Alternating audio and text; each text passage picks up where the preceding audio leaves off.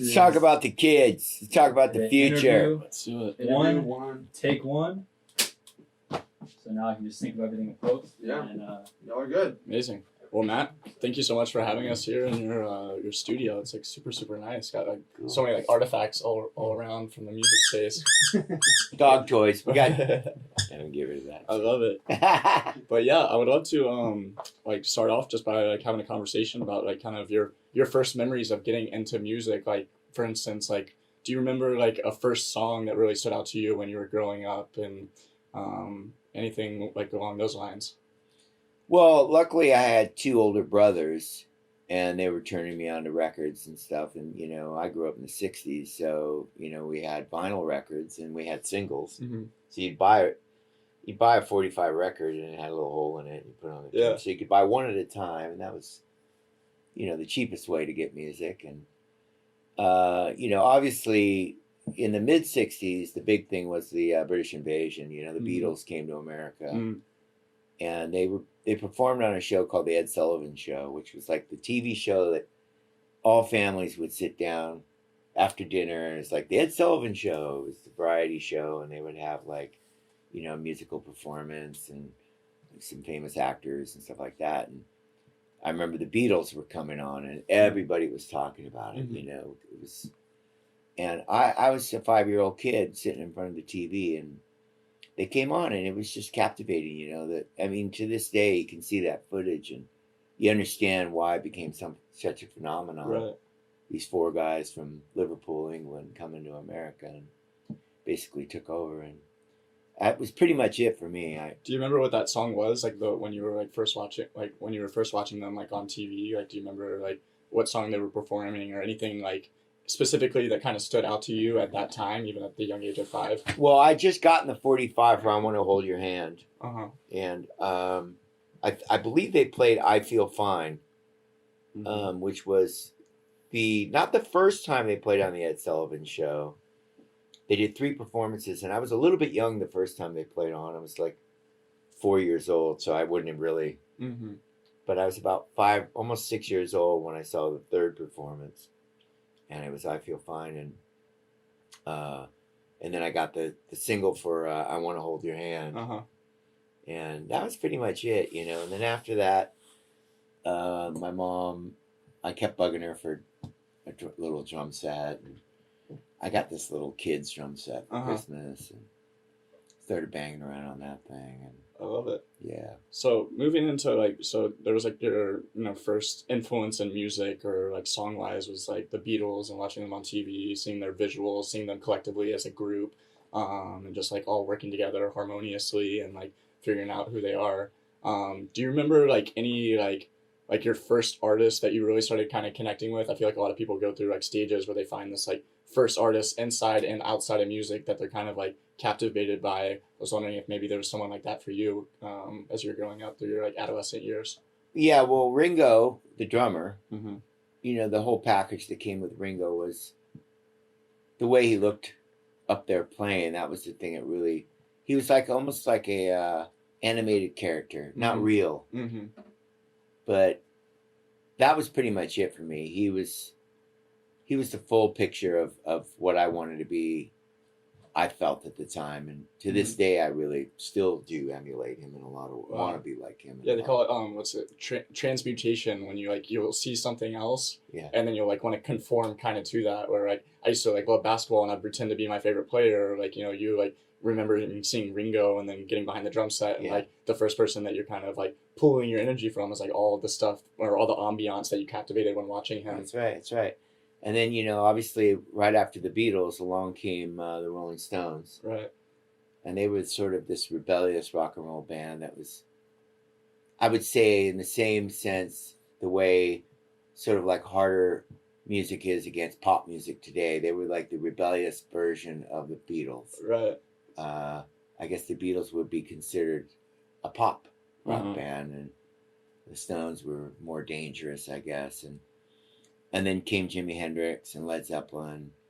And I just started morphing into listening to all of it. And it was just like, you know, in those days, it wasn't so accessible that you could just get online and stream the music. You know, you actually had to go get it. You got to work for it to like get to it. You Yeah, can't sit yeah. on your phone and play any song that you want. Yeah, you had to go to the record store. You had to like shuffle through, and so a lot of what captivated me in the music in those days was also the artwork. Mm. So you pick up a record, and that had to Mhm. be something that, you know, Right. grabbed your attention, even if maybe you didn't know the band. Right. I remember when I first saw a group called Yes, and they had a really killer visual. The artist's name was I'll pull it up. What the hell was his name? Anyway, he had the art of these records was very important to sort of, even if you didn't know the band, Mm-hmm. you could go to the record store and go through the record bins and pick things up and go, wow, there was a group called Roxy Music, and they had really sort of risque, a bit edgy. Mm-hmm. They always had girls on the cover, and as a young guy, you pick that up and you go, oh, hey, I mean, I've been watching the documentary on Hugh Hefner recently about Playboy and how they came and really changed culture a lot of ways. And that's how music was. Music was, culturally shifting everything, like with fashion. When Jimi Hendrix came out and he was wearing, this really killer coat with scarves and, fashion, music, art all started to interplay. Right. And culturally, people gravitated towards that, especially in the late 60s when, they say hippie music or whatever, but then they started creating these big music festivals. Gatherings were like these like-minded younger people that started to dress alike, grow their hair long. Right. And that was a statement. Sense of like purpose and like unity and like just looking at like the four like pillars of like what this like life is even like created by. There's sound, there's like color or light, and then there's like gravity, like all the things that you're kind of naming, like those are just like those elements being like embraced and like being almost embellished and conformed into society in a whole new way. Like I was like researching before this interview, like that music has only been around, like to be able to record a sound started, I think it was like 1850s. So like music is relatively new. There's been art and stuff like that that's been around for a really, really long time, but music itself cannot be recorded until 170 years ago. Yeah. And so it's like, it's very new, but it's crazy how that's kind of turned like the tables of everything and brought everyone together. Even though it was the latest one to kind of turn into popularity and from a humanly standpoint. It's kind of shaped the culture, kind of like you were saying, and brought everyone together, and still is to this day. So when going, you're rifling through the record store and you're looking at the bin and you're pulling out the record, and maybe you don't know the group, but I remember seeing an album cover from a record called Tales from Topographic Oceans, and it was this really abstract visual that really drew you in as a kid, and it was an artist named Roger Dean. And what ended up happening was, Yes created this visual thing that went along with the music. And like I said, when that started happening, obviously the Beatles came out. When I saw the Beatles, you got to remember, they were very visually attractive. They all had the same haircuts. They all had the same, they would call these suits, they were Nehru suits, and they had like no collar like this, but they were like, and they were really cool, and they were choreographed. So now you're connecting visual with the music. Right. People are seeing it, hearing it, pre-MTV. I mean, like way before, like I'm talking television, right? And then connecting to the record, and then culture.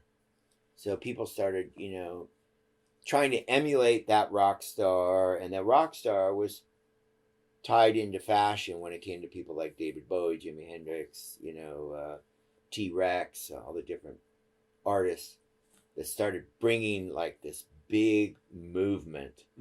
And that was really, for a kid growing up, I mean, it's still the same. I see kids, the way they dress, and it's, a lot of it is coming from music and art and the street, so it's all this big churning energy that it's just morphs and changes and then comes back, and then recirculates. I'll see a pair of Converse on a kid. I'm like, hey man, I used to wear those, back whenever. And Yeah. then like someone's got like a pair of flares, and like those came from the '70s, and it comes back like 50 years later. It's that cyclical nature at its finest. Yeah, but rediscovery, or maybe a younger person finds something that maybe I'd seen years before, but they just discovered it. Mm-hmm. And when I meet young musicians, I always say, hey, give me some advice. I go, well, go back and study the greats, and then work your way forward. Right. If you came up to me and said, hey, I'm going to call my band the Beatles, mm-hmm. I'd be like, what? But then the Beatles takes shape in what the Beatles are about. So the name could have been anything. John Lennon said that. Mm-hmm. We could have called ourselves the Shoes, Mm-hmm. because it doesn't matter. The name, when you connect the name to the music and the imagery and everything that came with the Beatles, the name's now cool. Right. When maybe at first you're like, that's a bug. It has to have a sense of purpose, or like a purpose from like all angles. It seems like for people to like really, really feel it. It's like say like the Beatles are like an art piece. You want like every single corner to be covered and have a reason that like why it's covered. Yeah. And then it's like, okay, now I feel a sense of purpose when I see this group. I understand all their different pillars, all of them individually and what they like, but then also them as a collective, how they can all mesh together, which I think is just really, really cool to be able to dissect that. I've just recently started getting into like older music and like being able to appreciate it by like understanding like, oh, this was made in a time where this was the 60s. Like they didn't have a bunch of stuff to pull from. They didn't have a bunch of computers to be able to utilize and find beats or find samples and stuff. Like they had to go and search for all these things. And like, I can only imagine like the excitement when you can like go through and you're searching and putting vinyl after vinyl on top of this player, that you finally find something that you like want to sample or you want to work with, or just truly inspires you, that like turns you into like, oh, I've got this idea, let's create this type of track. Yeah, well, I mean, British, if you look at British, you want to go back a little bit, right? So everyone's always constantly looking for inspiration, studying the greats, taking what they've heard, maybe on the street, what's happening. You could probably even ask, Post Malone or Kanye West or any of these, modern artists. You could say, hey, man, what have you been listening to? And I guarantee that those guys have got a really large vocabulary, right? So if you go back, let's say the 60s, what were they listening to? Well, British musicians were listening to American blues and, African-American blues music from America. So they were listening to us, and then in turn we were listening to them. And so my experience with music is the beauty of it is I always say the international language, and probably the purest international language, is music. Because in every country, regardless if you speak English or you don't, now most countries speak English. I remember when I used to go over to Europe, not a lot of people spoke English in countries like Italy and Spain.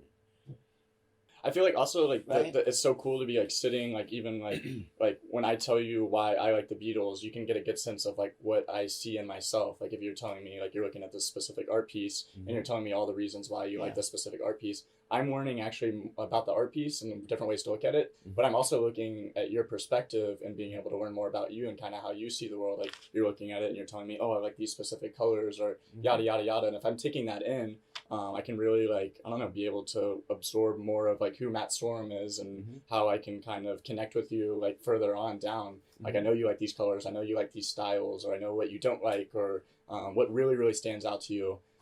Stuff like that, which I think is the coolest thing about art. All these man-made things of like politics and stuff like that. Their depiction can be based off of a lot of different like things, but just creativity as a whole, looking at art, looking at listening to music. And then I tell you like, oh, like you really like this rock and roll music. Like you can feel it, like just like, or you really like the specific like guitar solo or whatever. You know exactly what I like. You're getting to know me better through that. And I'm getting to know you better through that, just like based off how you play through that. And I think that's super, super important as art kind of becomes a thing that kind of brings us all together in a multitude of ways. Like it's definitely an important like backbone to society, I feel like. Creativity as a whole. What kind of happened as you kind of evolved as a musician? Like, did you start running into people at school that had similar interests? Like, what was that like kind of getting started? Yeah, I mean, when I really started like diving in, I knew I wasn't, really gravitating towards the academics at school, Yeah, me neither. and we can talk about that later, why I'm into adopt the arts, because I kind of see a lot of these kids in how I was when I was a kid. So, I just knew that, I don't know, I'm just intuitively, I knew that wasn't my destiny. And I just, maybe I was a little bit of a dreamer, but dreaming to me is manifestation. So, I was thinking about it already. I was like, what am I doing? Where am I going? That came pretty early on.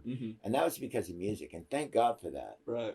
Because I meet so many young people that don't really know what they're going to do, or they don't have an idea. The light bulb hasn't gone off. Right.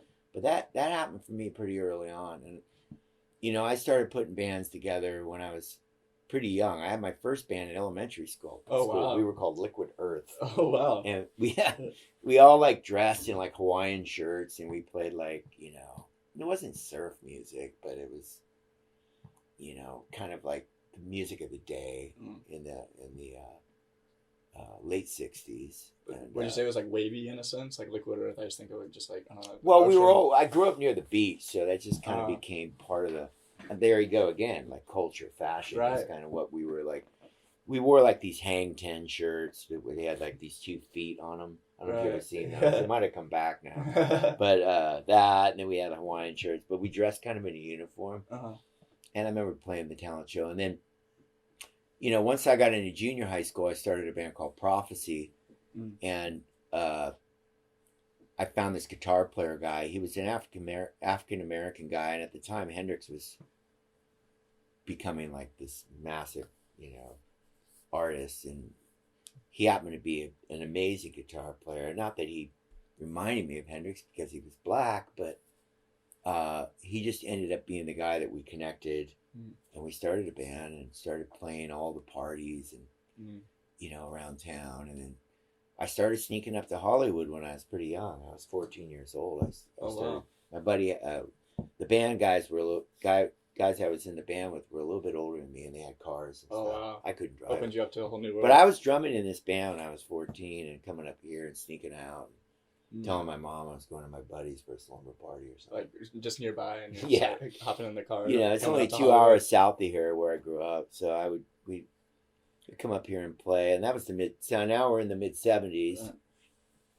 And then as soon as I came to Hollywood in the mid-70s, like I'm talking 74, 75, that was it for me. I was done. I could not stop thinking about being a rock star, right? It was like, but I got to say the rock star name, the notion of rock star maybe had a little bit different connotation in those days.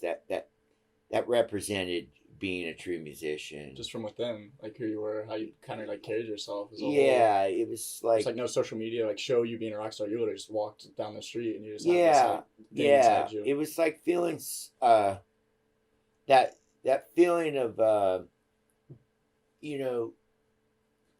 now you're really becoming something, you're forming into a full human that you maybe you're realizing, oh man, I got something here, and that's another thing. I mean, I see that in the kids that we work with a lot.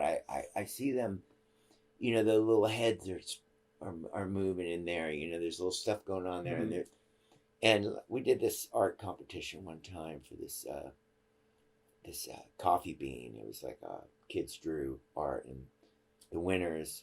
There's 3 kids that won, and there was 2 boys and 1 girl, right? And I remember these 2 boys. They were like, maybe they weren't doing the best out on the playground, and they were having some, other stuff going on, maybe at home, just stuff that goes on with kids, And when we called their name for them to win that award for that art project, right? You could just see it in their faces that it was like, you mean me? Like, really?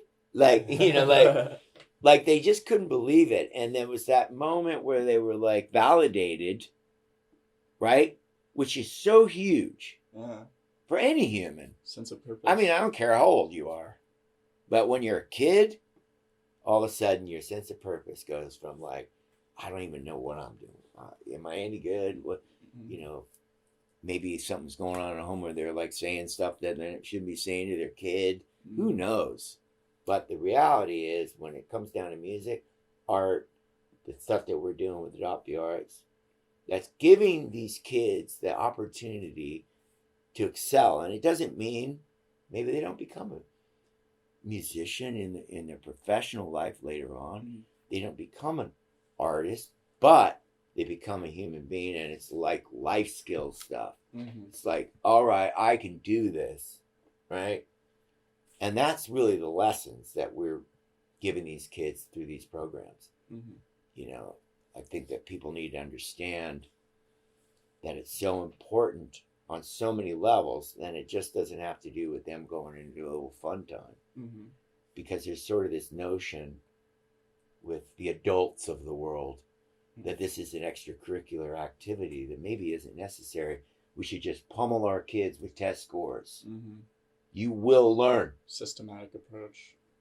The way I learned was getting out there and seeing life and the world and the street and feeling and, you know, just looking around and understanding that that's the school of the world, the school of the street, but, you know, giving them opportunities that are wide and vast, right? And I feel like I kind of like do it, not to do like a full cycle, but to cycle back to when you were younger and like you found something that you really really liked and you approached it and you kept walking down that path of like real, like I see you like Ringo Starr, you know, playing the drums, then you get the drum kit and then you start going down this whole path of, you know, playing drums for your entire life, and it takes you to, you know, new heights, different cities, different things like that. Helping kids like discover that and also embrace that, I think, is something that Adopt the Arts is doing a really really good job of. And I think it's like super super important if they're going to be in these classrooms and they're being taught, you got to sit here, listen to this, then write this down, and then go take a test, and then you're going to be graded on that. And they're not being taught like a thing that they genuinely feel and love at the deep down in their core. They're being taught what the government or what people think they need to be learning, which there is some good in what they're learning, but there's also good in them finding that one thing that has really stood out to them from the beginning, just like you did, and then having people that can help them kind of embrace that passion and that path. And if it's not going to happen from the schools, then like people like Adopt the Arts or the organization like Adopt the Arts is going to be something that can be a huge advocate of that, helping kids find that true thing that's unique to them and what they like, and helping them go down a path of their life of being able to embrace that and see how far it goes, because it can take you all around the world. It can take you meeting crazy different people, different stories, which I'm sure you have a lot of, but it all started with that you being 5 years old and seeing it on TV and like, wow, I really, really like that. And then your mom getting you a little drum set, and then you start like, wow, I really love this. And then it just starts, you know, snowballing and snowballing, and you're seeing more people kind of thrive in that. And then it pushes you. You found that sense of purpose so young. And then a lot of people found that sense of purpose then through you, and the making of that. And I think it's just, I don't know, super, super important what you guys are doing to that.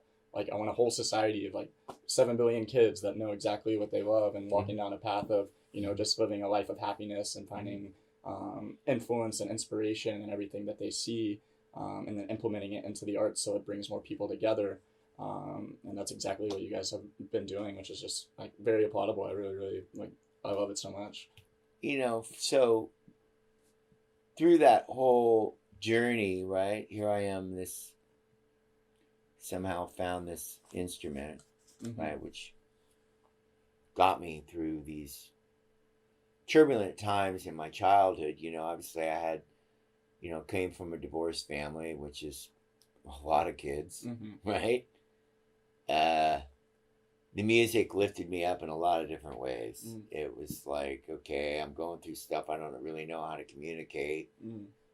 And I think that's what I see a lot in young kids that we teach too. Maybe they're going through something they don't know how to express with words. You know, they maybe don't trust adults enough to be able to just tell an adult something, for whatever reason. So they're going to express themselves through what? You know, music and art. Maybe they become a brainiac. Maybe they become a mathematician, right, or the next Steve Jobs, or hopefully. Right. but they find something to express themselves Mm-hmm. and to find self-worth, right? To find that self-worth. And that's what we hope for all of them. Mm-hmm. To be able to find self-worth, self-respect without having anybody else have to tell them. Right. That's internal. Right. So for me, that's what I got, right? You know, and I was able to go, man, I'm a drummer. You know, now I'm in a band. This is my band, and I'm like da da da da da. And then, you know, obviously my career took a wild ride to get there. Mm-hmm. You know, it didn't happen overnight. There was a work ethic. I got to get up. I got to do, Mm-hmm. right? I think one thing I see with the younger generation is it's so accessible that it's there all the time. There's stuff coming at them, and as a musician, I go, "Whoa, that is hard to navigate." It's almost Right. harder to navigate Right. when there was less noise, Mm-hmm. because I only had, like, you know, the telephone, Mm-hmm. the car, the gig. Mm-hmm. Call somebody up, we get a message, Mm-hmm. you know, write them a letter, a postcard, whatever. So now there's so much noise, Right. and I see there's a lot of creativity within that thing, Mm-hmm. right? There's a lot of things out there. It's like you can grab it, you can listen, you can hear it. Now it's a matter of finding your voice in the noise, Right. right? And I feel like not getting caught up in the noise as well, because like literally you can spend eternity on your phone. There's so much content being uploaded right now, this very second, that it would be impossible for you to go through it all. But like really finding that like lane that you really really enjoy, and really like learning all about them, like learn the depths as deep as you can go, where their inspiration came from, and then remembering to go back and implement it within yourself and like what you do or what you're working on. And Finding your lane, yep. That's finding your lane. And, you know, I think at Adopt the Arts, we want people to find their lane. And luckily, like as we've been talking about my journey, I was lucky to find my lane, you know, at a time that was great. And, you know, intuitively, I turned corners and made decisions based on my intuition and made decisions based on my heart. And so far, so good. It got me to where I am, you know, and I got in some successful bands. I toured the world. When I started to tour the world through music is when my eyes really opened up. You know, I was like, wow, this is like, I had no idea the impact, you know, that my little part of this massive groups that I was involved in had on people, you know, how powerful music was when I would play to a stadium of 50,000 people or 60,000, or, you know, the most I played to was a couple 100,000. So that mass energy of all these people coming together for one thing, like one moment in time. Right. It's very powerful. And, you know, people got married over it, and people had used our songs for their weddings, and you know, people had babies and used their songs for you know, stuff like that, like a whole other level. And like, you know, oh, I don't know how I would have got through my life if it wasn't for your record. I've heard that thousands of times. So then you go, oh wow, I had no idea. And that's what really shifted me when I got into doing charity work, give back and stuff. You know, I had a situation where I met a kid when he was 9 years old, and he was terminally sick. He had cancer, and they thought he was going to die. And I met him in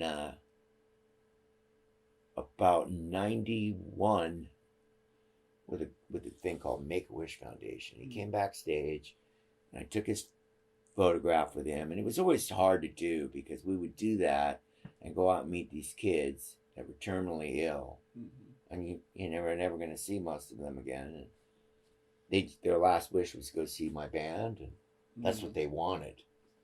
So that was for me at the time. It didn't make as much impact until almost 15 years later, when I started another group called Revolver.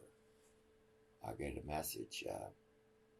So 1991 to 2000. Yeah. About 15 years later, I'm at a gig and I get this note. They come in. This guy Steve is backstage. He met you when he was 9 years old. Mm. That's so hard. And it was a picture of him and me, and he was a little kid. He says he's outside, and he wants to see you, and he says, and he's still alive. Mm. So he came in, and now he was like in his 20s, and I noticed right away that he was walking with a crutch, and he was missing a leg. Mm. And I was like, what? Whoa. And he sat down with me and he started talking to me about how much impact the day he met me had. Wow. And he started basically saying that if it wasn't for me, it really lifted him up and it gave him hope. Mm. And I was just like, what? I fell out because I didn't understand at that particular time. You got to remember, I was purely entrenched in rock and roll, mm-hmm. living it, right, like in a different way. Okay. Mm-hmm. And at that moment, I had no idea that I was able to transcend that sort of hope on somebody like that, Mm-hmm. right? That it was that heavy. So that moment of gesture of me just coming out and saying, hey, you know, keep rocking. I can't remember what I said. I think I signed something and said, keep rocking, or, you know, rock on, or whatever. And he took those words and said, all right, got you. I'm going to do this. So long story short, that was it. I went like, what? And then that's when I sort of became aware that my little bit of whatever personal interaction I had was more important than I thought. Mm-hmm. So then I started moving, and it didn't happen right away, but then I started morphing into doing things, and I started another charity where I was doing instruments for shelters and orphanages and things like that. And I was giving the guitars to like homeless people in shelters and people that could just take music and use it as a way to lift themselves up. Mm. If they didn't have a guitar, we'll learn how to play one. And then along came my partner Abby, and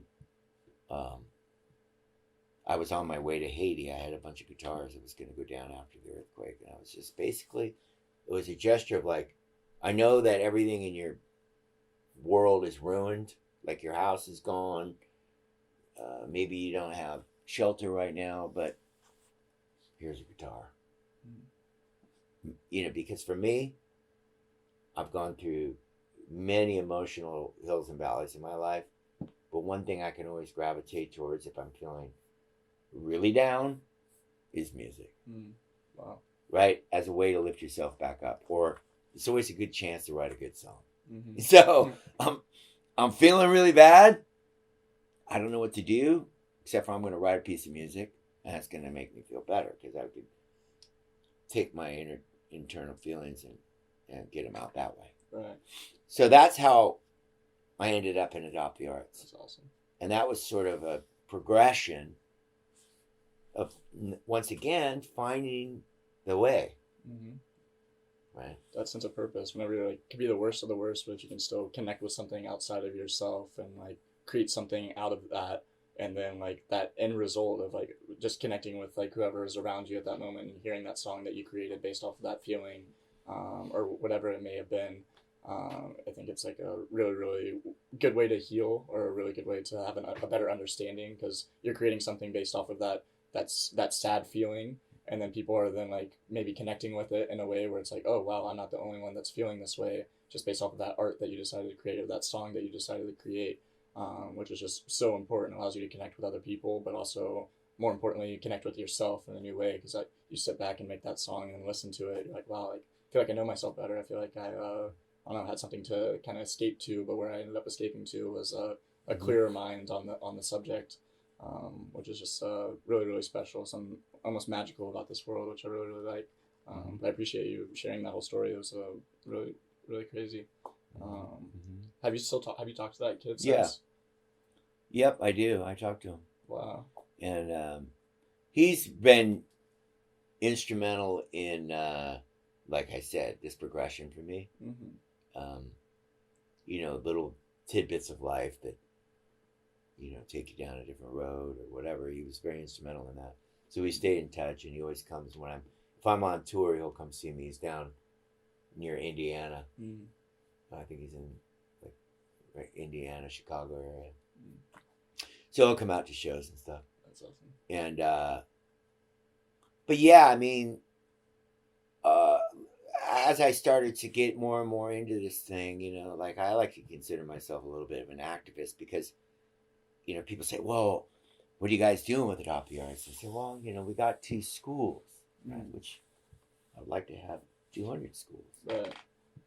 But I always like to say, look, it's just as much about the statement. You know, we can only bite off so much. We can only afford to do so much. Yes, we want to do a lot more. But the statement is, we're not going away. And Abby and myself talk about this all the time. It's like we can't give up. I mean, I don't know. There's been times when we're like, it's really close to, we can't afford to keep going or whatever. But it always works out. And something happens that we're able to keep the momentum. And the momentum is we're not going anywhere. And the statement is what is happening out there is wrong. And we're saying our little bit of what we do, and I'll say this to anyone, the first lesson of activism is showing up, right? Like if you don't show up, nothing's going to get done. You can stay home and talk about it and complain about it, right? Oh, and get on, you know, whatever, your Facebook or your Instagram or whatever, complain about stuff, which mainly Twitter is the complaining place for older people. And they complain, right? But they don't do. They complain, but they don't do. So I say, quit complaining and show up. Right. If you don't like a situation, do something about it. Because everyone's got a voice now, especially with social media. Take a more positive reaction to something and be positive in bringing people together. And we've seen this happen with social media. The one positive of social media I've seen is being able to gather, you know, hundreds of thousands of voices in a situation that haven't been heard before, or something that's going on in another country that we would have never known about because, you know, like I said before social media, how would we know there was a dolphin hunt in Taiji, Japan? How would we know there was, you know, an uprising in, you know, Iran or something going on in Afghanistan or whatever? We see it all now. It's there. And you're able to respond by, I mean, revolutions have happened online, you know? People have gotten together and protested based on social media. And so that's a positive.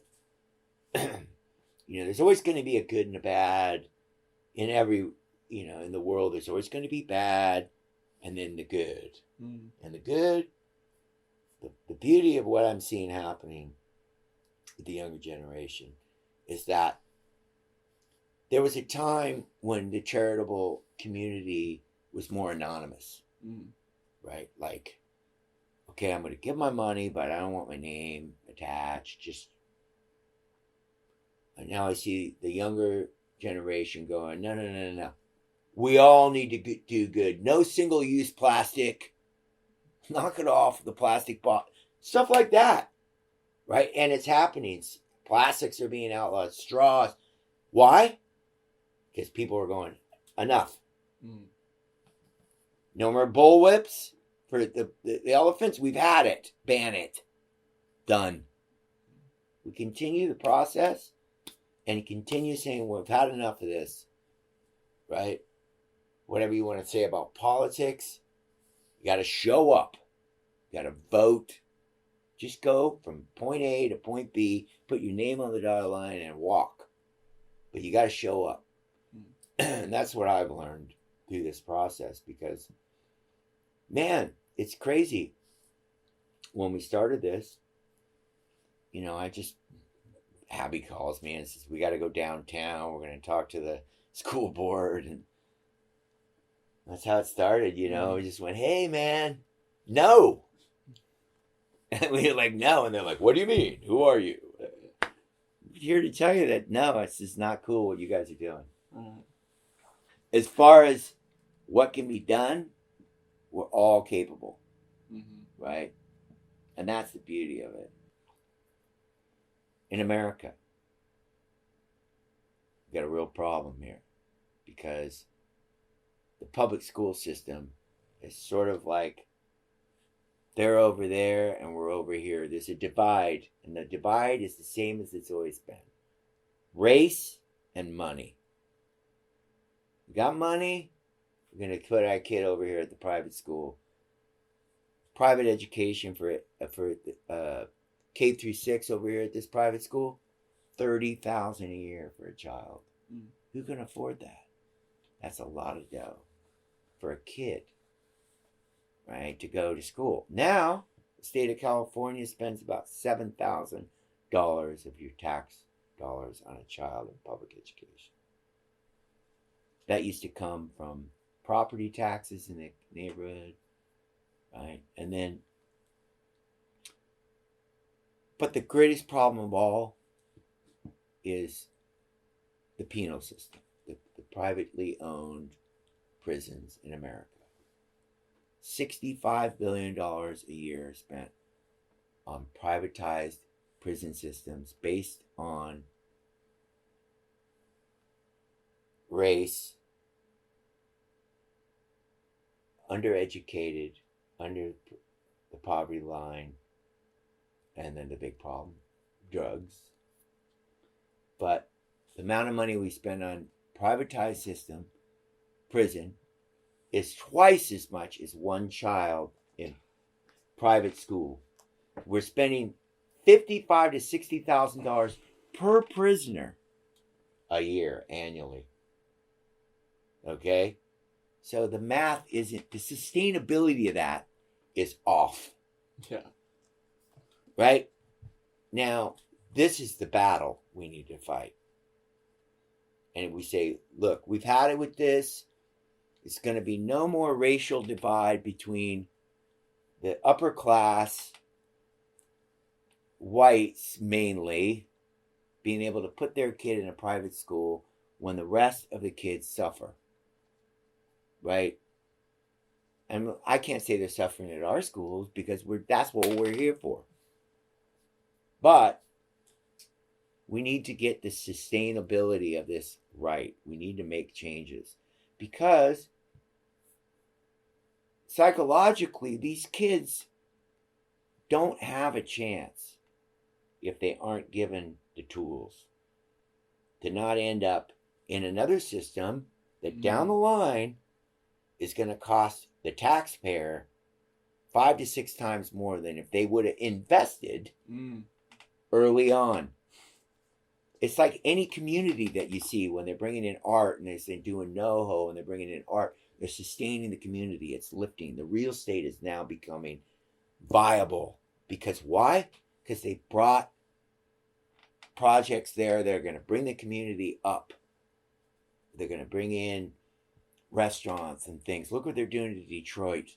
They're bringing that whole city back by giving people incentives. So, I mean, me and Abby have been to the White House. We sat there with them. I had lunch with Nancy Pelosi. Yeah. Okay. Make it happen. People in power.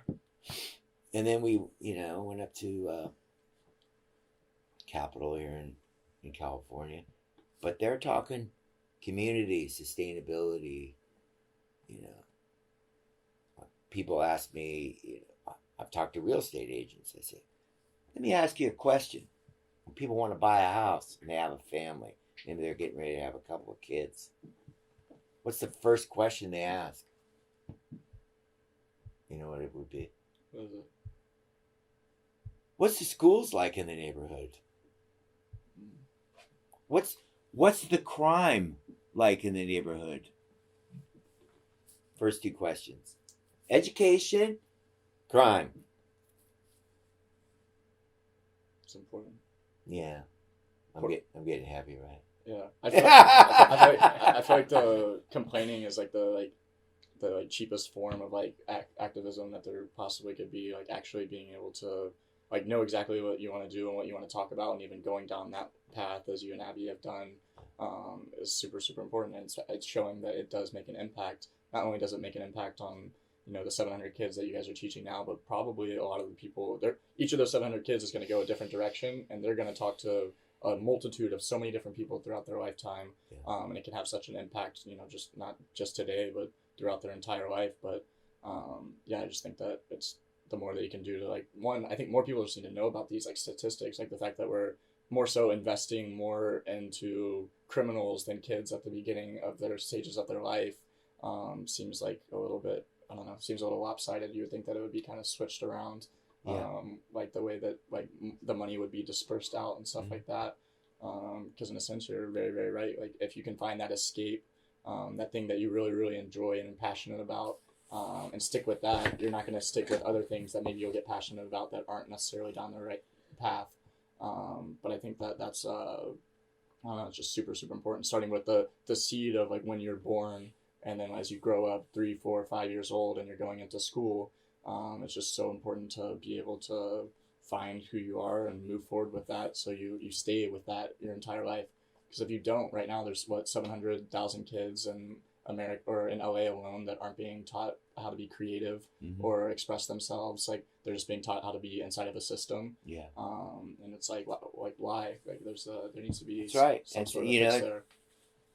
I don't know. I think I might have some extra time next year. We can do another uprising because I'm like, man, I'm telling you, like when you say that number, that statistic, and I see that those kids aren't going to have the opportunity that they so deserve as a human being on the planet Earth in the community known as Los Angeles, California.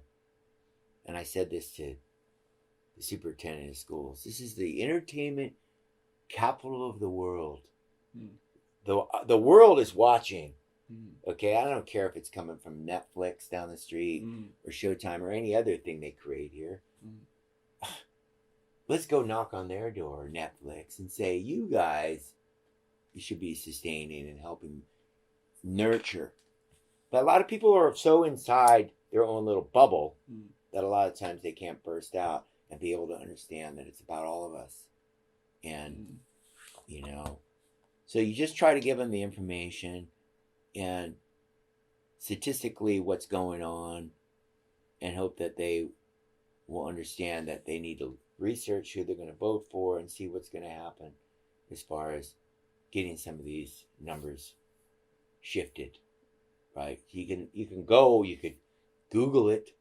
You could Google crime versus education in every state of the union. You can see where they spend more on education and they have less crime and they have less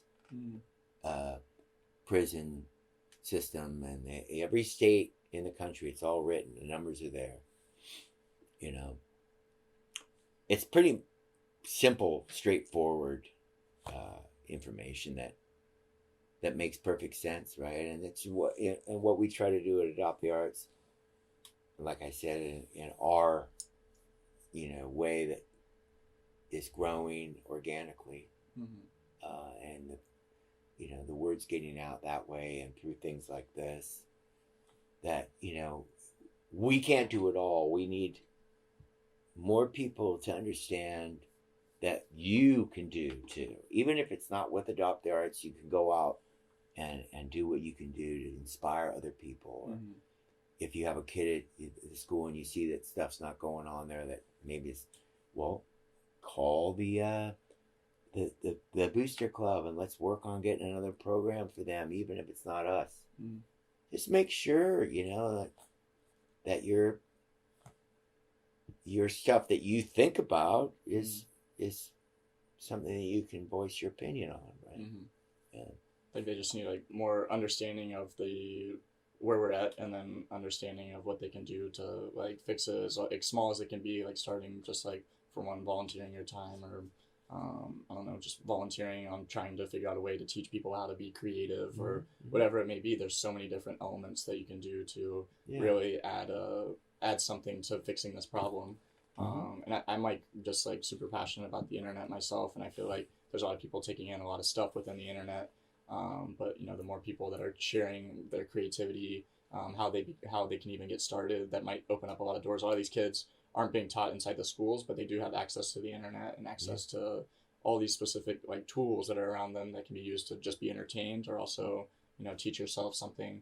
But I don't know, it just really starts with the understanding and then the creating, just like you've done. Super great. But yeah, cool.